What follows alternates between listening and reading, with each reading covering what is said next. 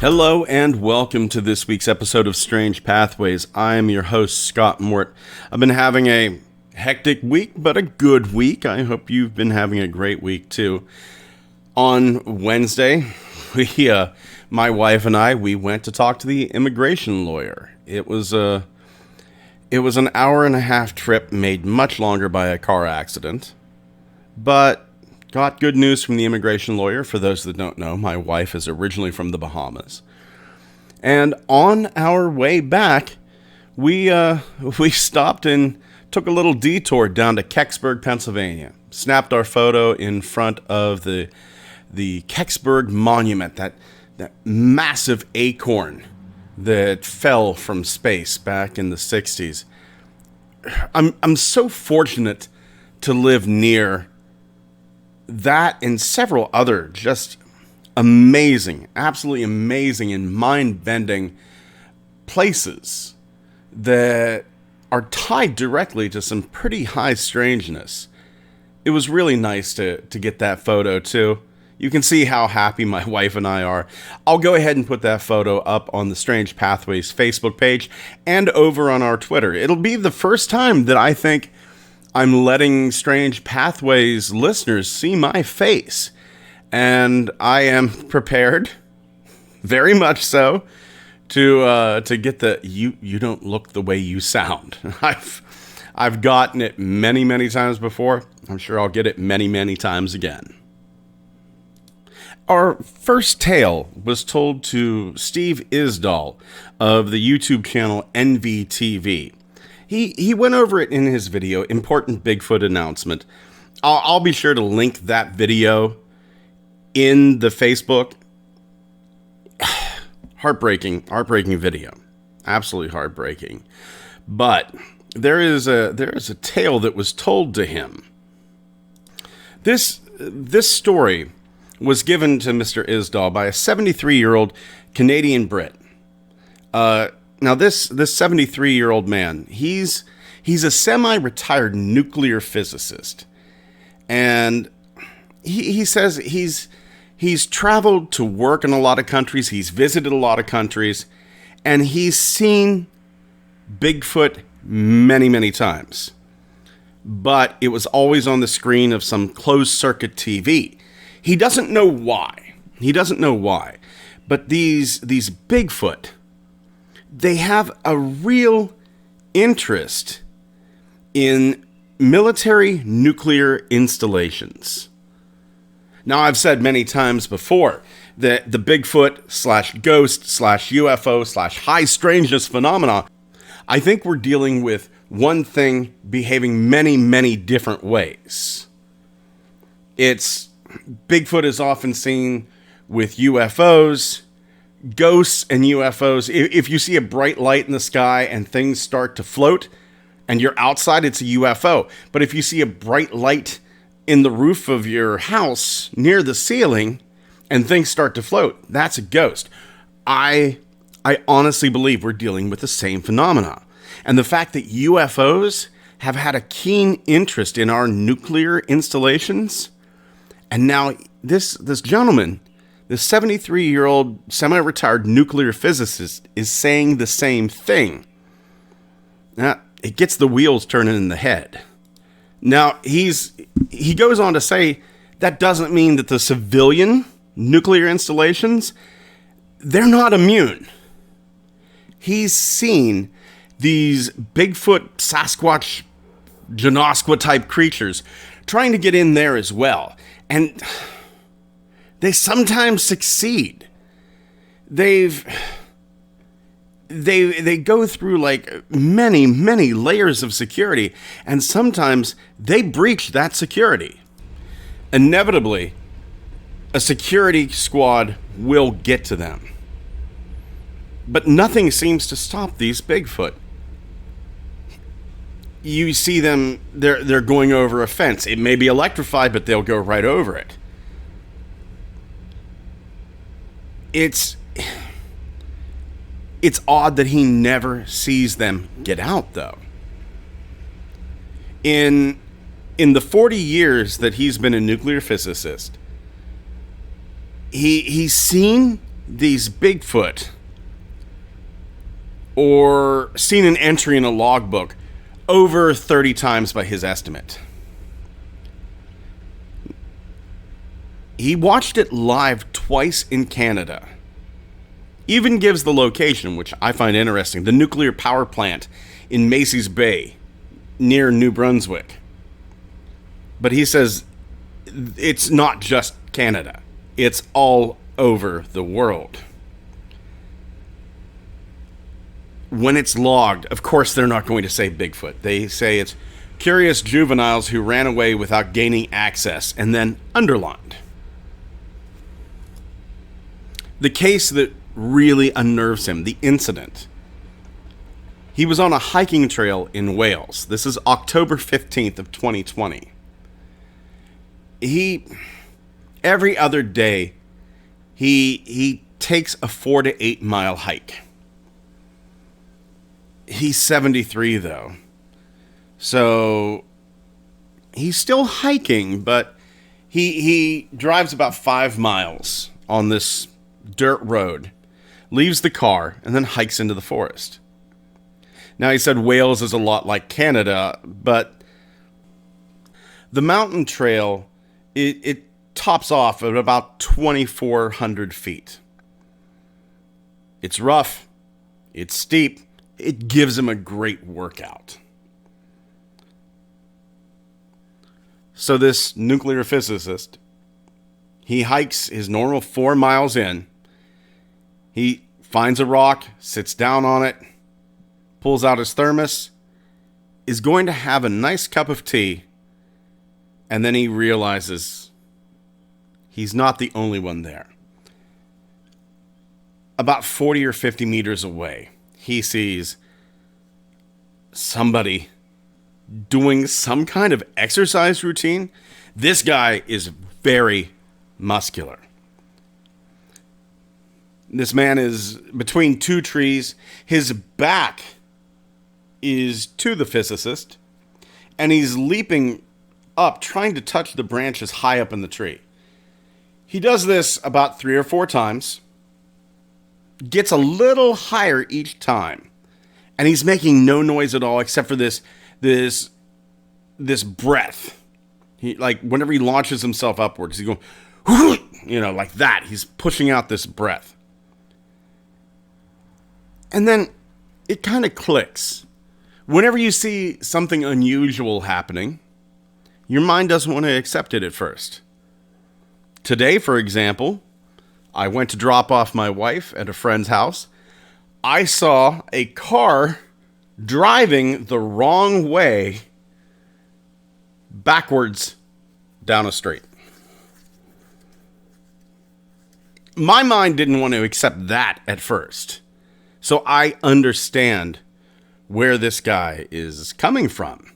You're seeing something unusual and your mind's trying to put it into that folder, the schema, psychologists call it. It's, if you don't have this folder, the schema, then your mind has to create a new one. And as we get older, we don't like to do that.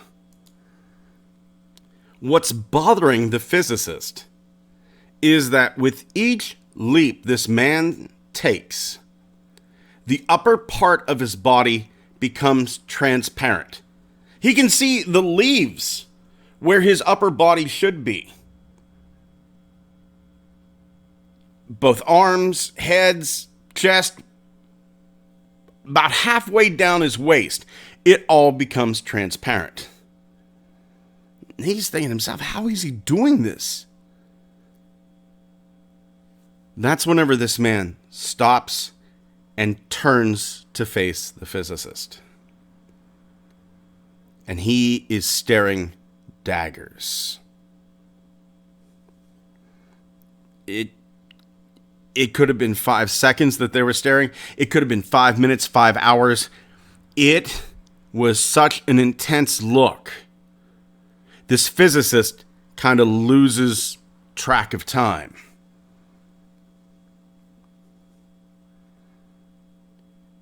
It's a stare of pure hatred, but the physicist cannot look away. He's frozen. This man takes a few steps backwards, hides himself behind a tree, never breaks eye contact. The physicist can still see a part of this man's body. The tree did not cover this man completely. The physicist thinks, well, this is Bigfoot. But then he goes, this is Wales. We don't have Bigfoot in Wales. Canada, other places, United States, they have Bigfoot there. They don't have him in Wales.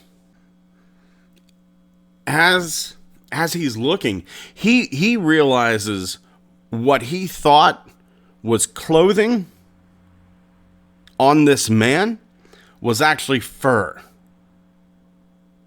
It was hair, and it was thick. It was on the head, the shoulders.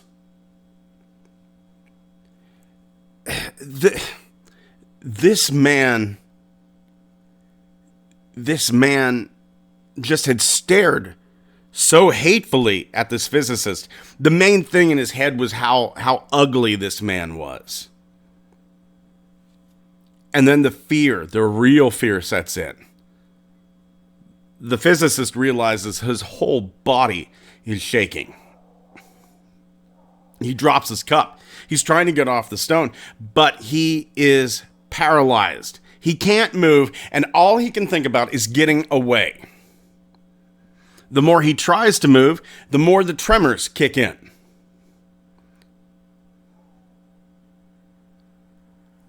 He has no desire to stay, but he cannot move a muscle. And he does what any of us would do. I don't care how big of a man you are, how tough you think you are. If you find yourself in this situation, you're going to do exactly what he does, and he starts to cry. He's on a stone in the middle of the forest, just sobbing. He sobs so hard, his sides hurt. And he feels like vomiting. And then he stops. He wipes his eyes, stands up from the rock, and the only thing on his mind is he needs to leave.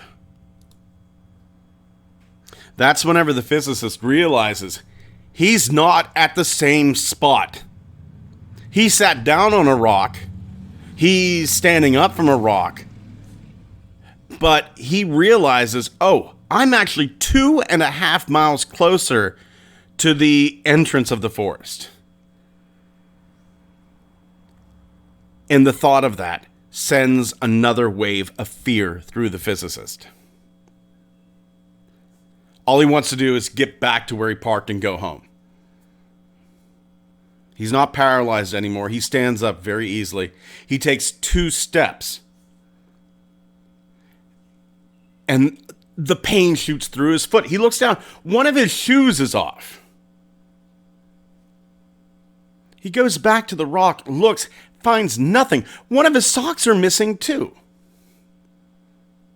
Not on the foot of the missing shoe, but the other foot. The shoe is still on. So he's missing a shoe on one foot. The other foot has the shoe on, but his sock is missing.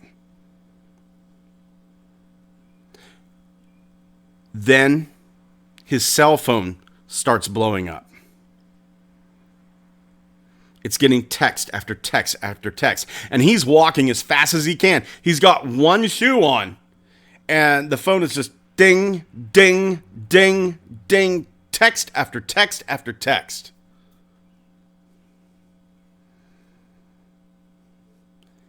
He can't take it anymore. He pulls the phone out of his pockets. And he looks. An hour and 8 minutes has passed. His eyes are still teary, though. He can't really see who he's getting all the text from. So he just puts it back into his pocket and goes as fast as he can to his car. He gets to his car. He's still receiving texts. He gets in, starts it, and drives away. The texts continue until he's about a half a mile away from home.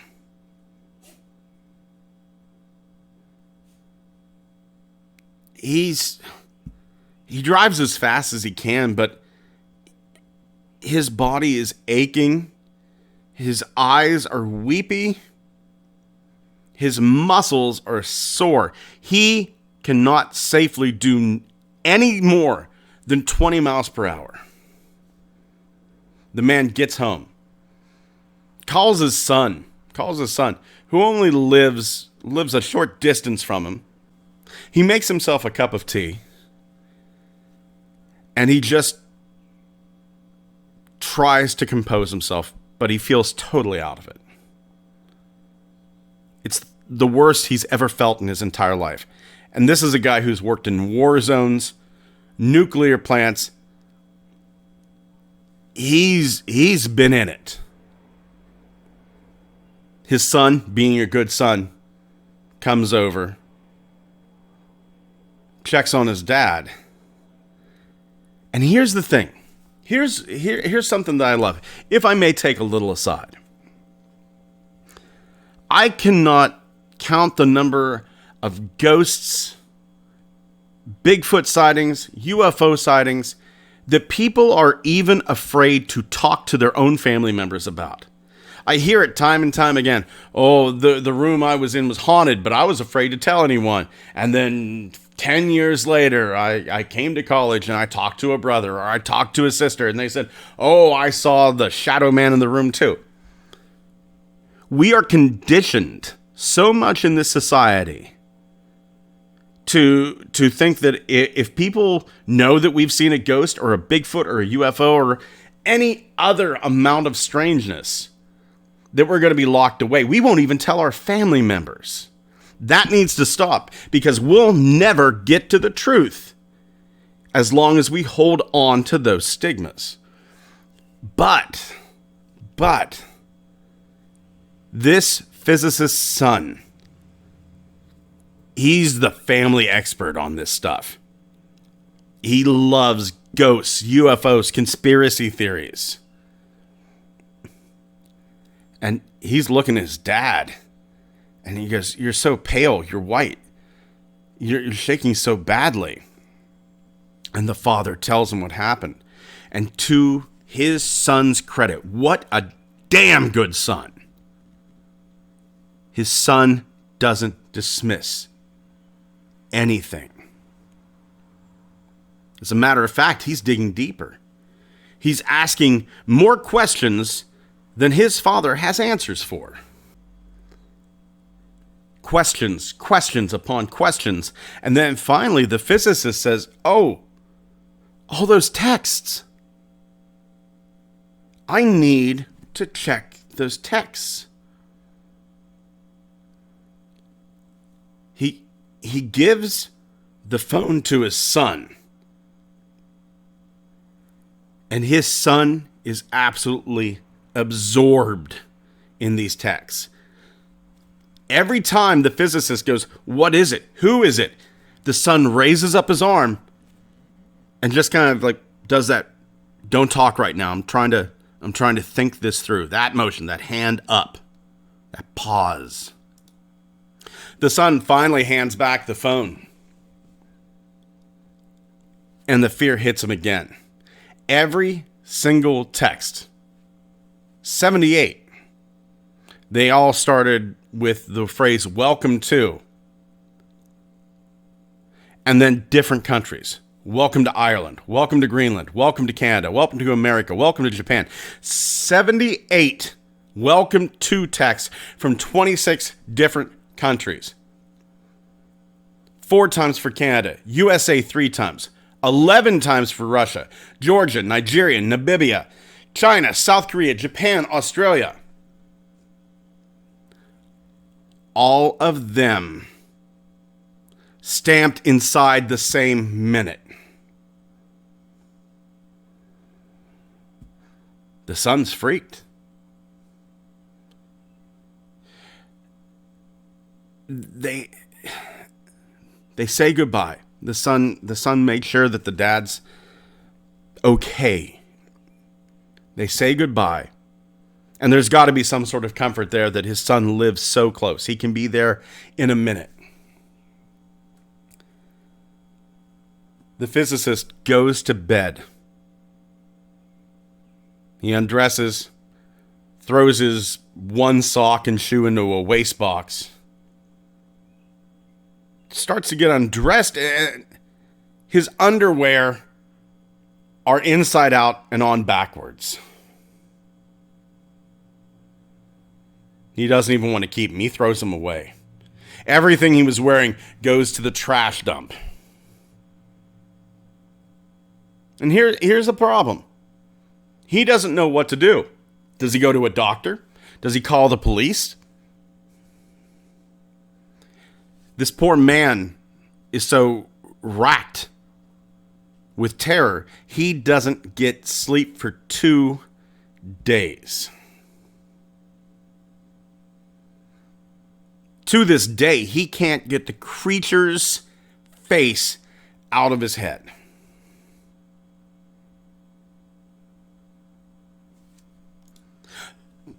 The son has a very good suggestion.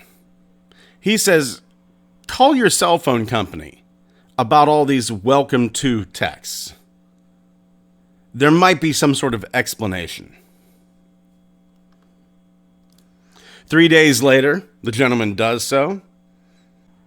And the lady the physicist talks to says that she'll look over the records and she'll get back to him as soon as she finds a solution, or if she finds a solution. The next day, the physicist receives a call back. It's not from the lady, though. It's from a gentleman. And what this gentleman wants to know if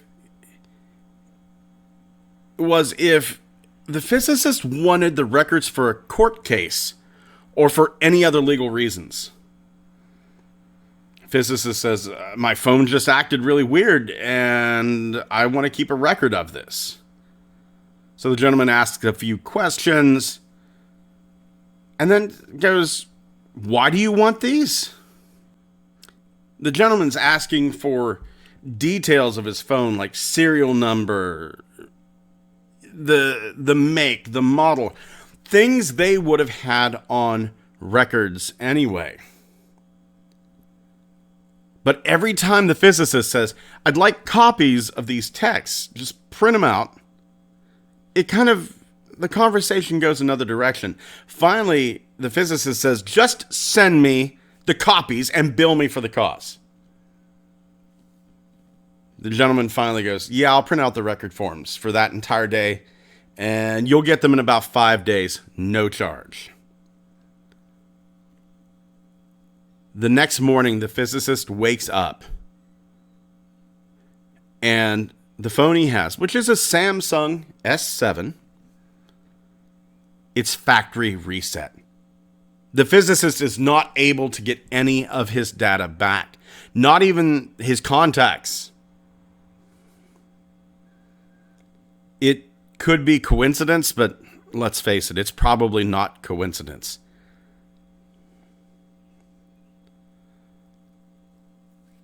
This has ruined, and I've said, the paranormal has the power to ruin your life.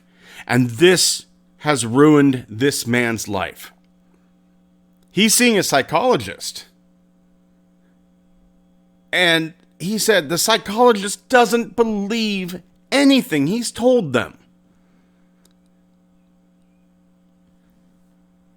But the psychologist does agree he's had some sort of traumatic experience and has diagnosed him with PTSD. Like I said, breaks my heart. Breaks my heart.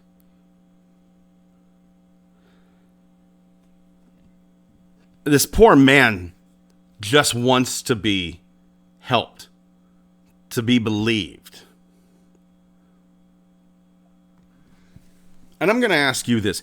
Doesn't it feel Doesn't it feel like we're on the verge of something big?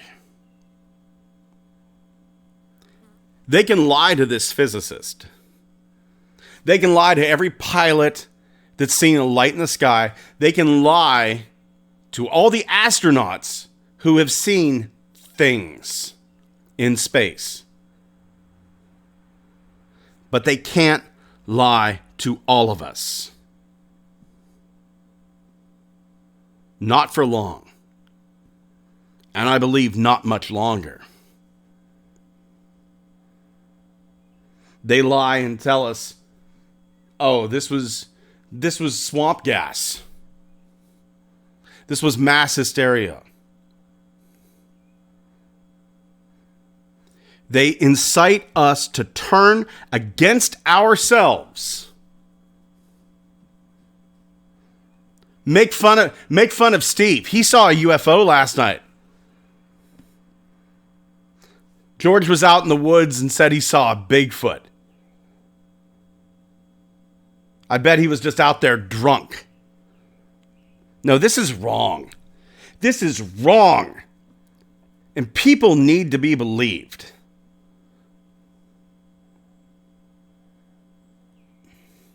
It makes me angry. It makes me angry that these people have their lives ruined. And because of what? Because of a few experiences, sometimes even just one experience. These poor people's lives are ruined. Let me hit you with an amazing number. In 1991, Dr. Ron Westrom commissioned the Roper Poll. Based on his estimates, Dr. Ron Westrom and ufologist Bud Hopkins, they estimated nearly 4 million Americans may have been abducted by extraterrestrials. 4 million people.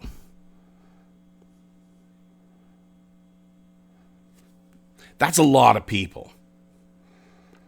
And a lot of those cases are repeated. Abducted over and over and over again.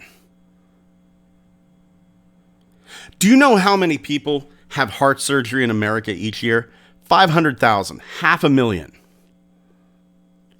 4 million people versus 500,000. According to the Roper Poll, there are many more people out there walking around who said they have been abducted by aliens that had heart surgery in a year. I guarantee, if you know more than 100 people, you know somebody who has had this terrifying experience, and they will not talk about it because they are afraid and ashamed, and it's wrong. The media, the government, they're the ones that have done this to us. They're the ones that have made us afraid. They're the ones with their Stanford prison-like experiments. They're able to point us in a direction and go, that guy saw a ghost. Make fun of him. That woman said she was abducted by aliens. Make fun of him. I'm tired of it, and it damn well needs to stop. We will never get to the truth if we continuously devour each other. And the fact that they're lying to us, the fact that they are manipulating us to pick on each other, to shun each other, to destroy each other, means that they're afraid of us. They are afraid of us. One of these days, One of these days, and it's coming soon, the shoe's going to drop. And that whole house of cards that has been built, it's all going to come tumbling down, one after another after another. And it's up to us to keep our heads about ourselves. Whenever a family member comes to us with one of these experiences, whenever a friend comes to us in confidence, it's up to us to look at them and go, I believe you, it's okay. If we're going to get anywhere with this, we need to erase the shame from it. Because there's nothing to be ashamed of. Not a damn thing.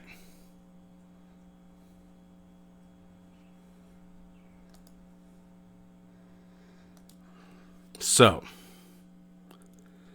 I'm asking us, be the change you want to see. Treat people who tell you that they've seen something like this with respect. We can turn this all around. Our next tale takes us September of 1862, the Indian Ocean. Now there's this Danish brig, the Christine, and it's not doing well. In fact, it's wrecked on a desert island. And this island isn't very big. It's only several miles in size. There are survivors, one of which is a Mr. Olesen. And all the survivors of the Christine, they're not very hopeful. They don't have food, no drinkable water. So they all gather at the base of this cliff. And they're just kind of waiting for the end. The weather's bad, the waves are high, the wind howls on the rocks. And then they see it. Very high in the atmosphere, they see what they take to be an immense ship. It's out of control and it is falling. It's heading straight towards these frightened, shipwrecked sailors. And they start to scream. But the weather is bad. A gust of wind changes the course of this falling craft. And it crashes against the cliff that they're under, but a few hundred yards away. This thing is just a mass of twisted metal lying there on the island. These poor sailors, they're terrified. They were resolved to die. And then they see this. But then one of them gets the idea. There might be something in this that we can use. They cautiously make their way towards the wreck. This vessel was huge. According to the article that I read in Fate magazine, if you want to go back and read this article, you can. September of 1990, written by Jerome Clark. According to the article, based on the records, this vessel was about as large as a modern battleship, but the machinery was so crushed that none of it none of it made any sense. They couldn't form an idea of how the power was applied to make this ship fly. They could see tools, they could see furniture, but what was important was they could see metal boxes. None of them could understand the writing on these metal boxes, but whenever they opened them,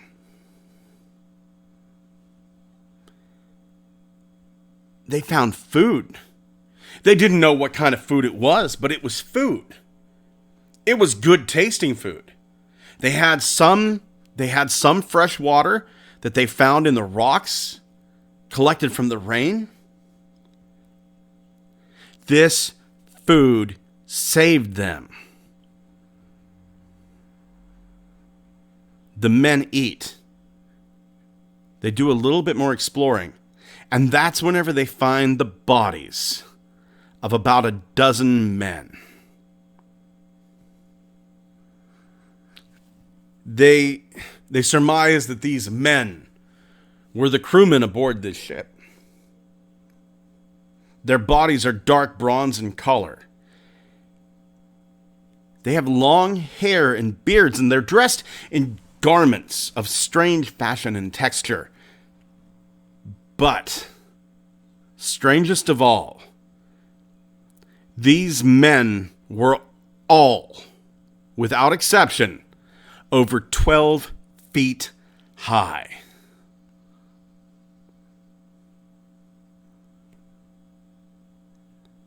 One of the sailors mentally cannot take it, throws himself off the cliff. All the other sailors, they flee in horror.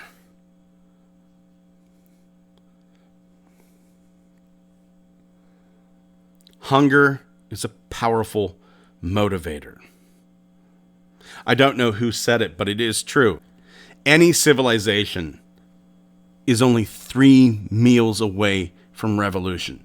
You deny a people breakfast, lunch, and dinner, it's going to get bad.